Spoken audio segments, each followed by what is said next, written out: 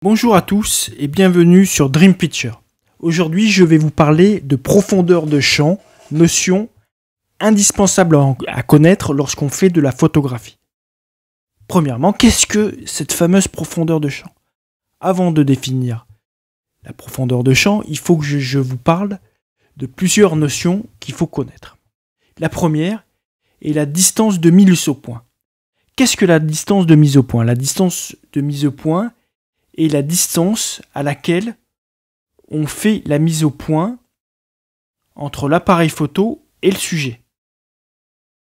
Donc cette distance est appelée distance de mise au point ou plan de mise au point, puisque la netteté est faite sur un plan traversant le sujet.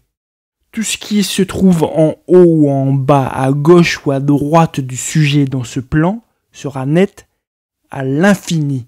Ce qui fait varier la netteté du sujet, c'est ce qui se trouve derrière ou devant le sujet. C'est pour ça qu'on parle de profondeur de champ. Si on s'éloigne du sujet, la netteté va devenir de moins en moins bonne, jusqu'à ce que ça soit vraiment très très flou et qu'on ne distingue plus rien. Si on s'approche de l'appareil photo, aussi la netteté va diminuer jusqu'à ce qu'elle soit complètement floue et qu'on ne distingue plus aucune forme. Donc c'est pour ça qu'on parle de profondeur. Donc la profondeur de champ, c'est en fait la zone où l'image sera considérée comme nette ou vue comme nette par l'œil. Puisque en effet, il faut bien comprendre ceci, le seul plan véritablement net, c'est le plan de mise au point sur lequel on fait la mise au point. Donc le sujet, tout ce qui est en dehors de ce plan sera flou, ou disons plus ou moins flou, et donc la profondeur de champ est une zone de tolérance où l'œil va avoir suffisamment de détails pour voir les choses nettes. Pour illustrer tout ça et voir quelle est l'influence de la profondeur de champ sur vos photographies et disons lorsque vous faites une photo ou l'intention artistique, comment utiliser cette profondeur de champ ou cette zone nette. Par exemple sur la photo de gauche, on a fait la mise au point sur l'enfant ici du milieu et on a une faible profondeur de champ. L'enfant en premier plan et l'homme en arrière-plan sont flous. La photo de droite qui est exactement la même photo, c'est-à-dire le même cadrage, la même focale utilisée qui donne la même perspective d'arrière-plan. On a fait la mise au point sur l'enfant, toujours le même, mais la profondeur de champ est beaucoup plus grande. Et là, on voit très bien que le sujet, comme ici, n'est plus du tout isolé. Le sujet principal n'est plus un sujet, mais trois personnages qui se situent dans un environnement, donc une pièce, une cuisine ici. Premièrement, quelques illustrations avec des profondeurs de champ grandes, couramment utilisées dans les photos d'architecture. Autre sujet qui peut privilégier les profondeurs de champ grandes, c'est les photos panoramiques, comme ici, où on veut avoir la texture de la route en premier plan et la ligne de la route qui s'étend à l'infini. Bien sûr, les photos de paysage, où on a besoin de cette profondeur de champ importante pour avoir un ciel net et le reflet du ciel ou de la montagne dans ce lac qui soit net. Mais la profondeur de champ, la grande profondeur de champ peut être aussi utilisée de façon très intéressante dans des portraits. Grâce à la grande profondeur de champ, ce garçon est mis en perspective dans son environnement. On distingue très clairement les maisons de son village, ou encore sur cette photographie où l'on distingue le personnage principal, une petite fille qui prend une photographie et on voit ce qu'elle prend. On va voir une autre série de photos qui privilégie et qui met en perspective les profondeurs de champ faibles. Typique.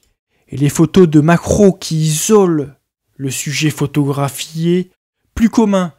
Les photos de portrait, ce qu'on disait tout à l'heure, on a vu des photos de portrait à grande profondeur de champ, mais ce qui est plus typique en portrait, c'est d'utiliser des faibles profondeurs de champ, justement pour isoler le sujet du décor. Moins connue, moins utilisée, mais tout aussi intéressante. Donc des faibles profondeurs de champ pour des photographies de paysage qui donnent un effet de miniaturisation ici du village. Alors maintenant, dans le chapitre suivant, on va voir sur quelques exemples photographiques qu'est-ce qui peut bien influencer cette profondeur de champ.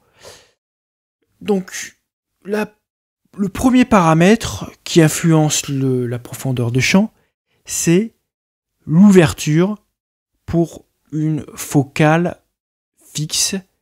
Donc plus l'ouverture est grande, ici l'ouverture est plus grande que sur cette photo, on voit que la profondeur de champ est plus petite lorsque l'ouverture est grande et plus grande lorsque l'ouverture est petite. Ce qui influence la profondeur de champ, c'est aussi la longueur focale de l'objectif. Ici, c'est une photo prise avec un objectif plutôt grand angle. Ici, c'est une photo prise avec un objectif avec une focale plus grande. On voit très bien que la profondeur de champ est beaucoup plus faible ici sur cette photo. Cependant, on a changé le point de vue de la photo, la perspective de la photo. On a certes changé la profondeur de champ, mais le cadrage n'est plus du tout le même. Je vais vous faire une petite démonstration sur une application que j'ai trouvée sur l'App Store qui s'appelle iChamp, qui est téléchargeable gratuitement sur l'App Store pour iPhone, iPad, iPod Touch, que je vous conseille d'utiliser pour bien comprendre comment est influencée notre fameuse profondeur de champ. Donc nous avons une petite réglette ici, et donc la distance, la profondeur de champ est représentée par la zone en gris clair ici, tout ce qui est en gris foncé est flou, et le photographe se trouve donc à la distance 0, et l'infini représente le paysage qui se trouve donc à l'infini. Alors, on va résumer ce qu'on a vu tout à l'heure. Qu'est-ce qui influence la profondeur de champ? Plus la focale de notre objectif va augmenter et plus notre profondeur de champ va diminuer. Plus la focale de notre objectif va diminuer, ce sera un grand angle, et plus la distance, la profondeur de champ va augmenter. De même pour l'ouverture, plus l'ouverture est grande, plus la profondeur de champ est grande, plus l'ouverture est petite et plus la profondeur de champ se réduit. On le voit ici en gris clair. Alors, autre facteur qui influence la profondeur de champ, on l'a pas vu tout à l'heure, c'est la distance de mise au point. Donc ici, je peux faire bouger la distance de mise au point. Je suis à 10 mètres, 20 mètres, 50 mètres. Et on voit que la profondeur de champ a tendance à augmenter lorsque je fais ma mise au point sur un sujet éloigné et diminuer lorsque je fais ma mise au point sur un sujet plus proche, ici 10 mètres. Alors on pourrait conclure que la profondeur de champ évolue de cette façon. Mais en fait, c'est pas tout à fait vrai. Il faut que je vous introduise la notion de hyperfocale. Donc l'hyperfocale, cette application la calcule. Ici, en haut, elle est de 42 mètres. Et donc la distance hyperfocale, c'est quoi? C'est la distance où, lorsqu'on fait la mise au point à cette distance de hyperfocale, donc ici je vais essayer de me mettre à 42, voilà à peu près, 42, voilà. c'est là où la profondeur de champ est la plus grande pour le réglage de notre appareil. C'est-à-dire ici, on a un 42 mm de focale et un 1.4 f1.4 d'ouverture. Et lorsque on fait la mise au point plus loin que cette distance hyperfocale, eh ben on s'aperçoit que la profondeur de champ, regardez le premier plan net en rouge, eh ben diminue. Et on a beau se mettre à l'infini, cette profondeur de champ diminue.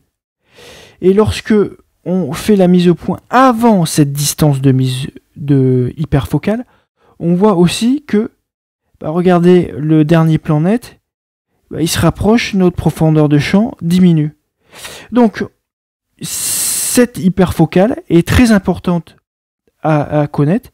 C'est la distance à laquelle on fait la mise au point qui va nous donner la profondeur de champ la plus grande. Donc très utile lorsqu'on cherche justement à maximiser notre profondeur de champ.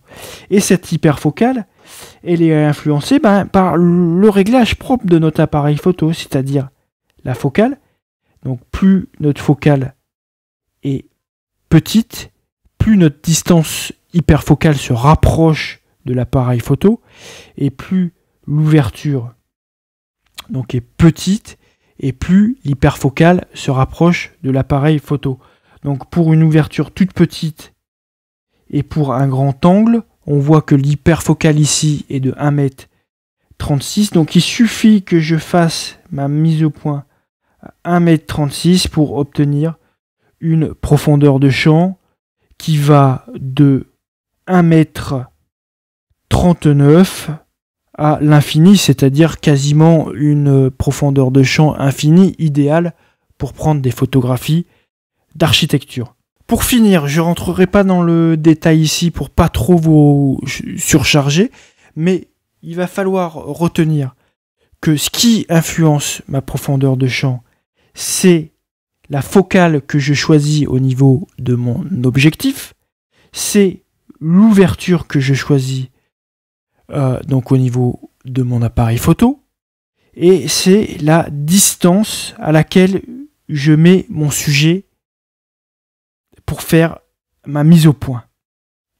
Sachant quand même sur ces trois facteurs, il va falloir privilégier l'ouverture si on veut jouer uniquement sur la profondeur de champ, puisque c'est le seul réglage qui influence seulement la profondeur de champ et uniquement la profondeur de champ.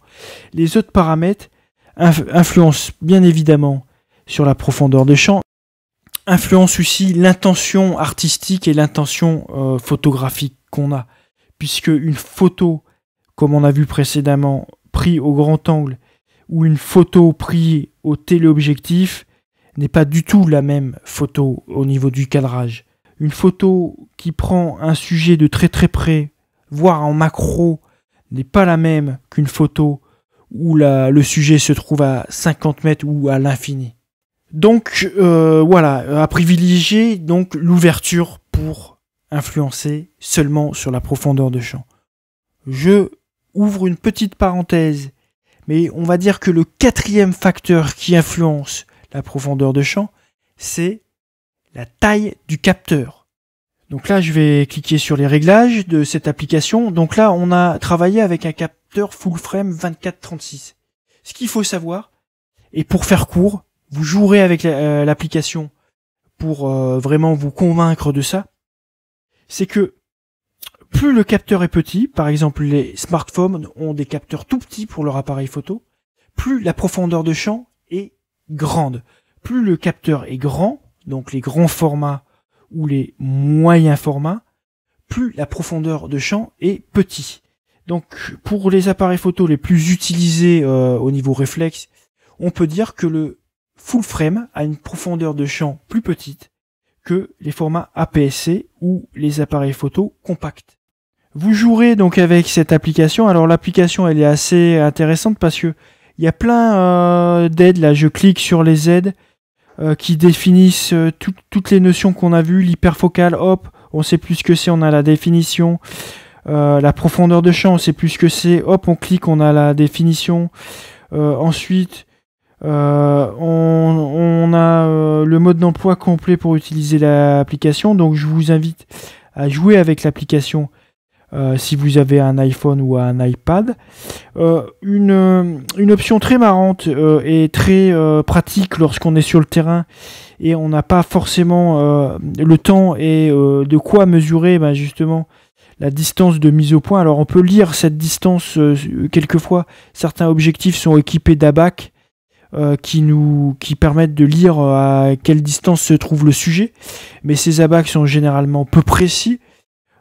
Donc la seule solution qui nous reste, et dans le cinéma c'est ce qu'ils font couramment, c'est de mesurer cette distance de mise au point. Mais l'application là nous propose une option très utile, c'est la mesure automatique. Donc il suffit de cliquer sur le bouton et là on a une mire qui apparaît. Donc il suffit de viser donc ici la distance qui se sépare entre moi et la porte. Donc ici à peu près de 6 mètres. Et donc on prend la mesure et hop, ça ramène la mesure. Donc on a bien mesuré 6 mètres au niveau de la mise au point. Donc c'est assez bien fait. Donc je vous conseille de lire quand même le petit mode d'emploi qui se trouve en haut de l'écran pour bien utiliser cette option. Voilà, je vous remercie et je vous dis à bientôt sur Dream Picture Studio.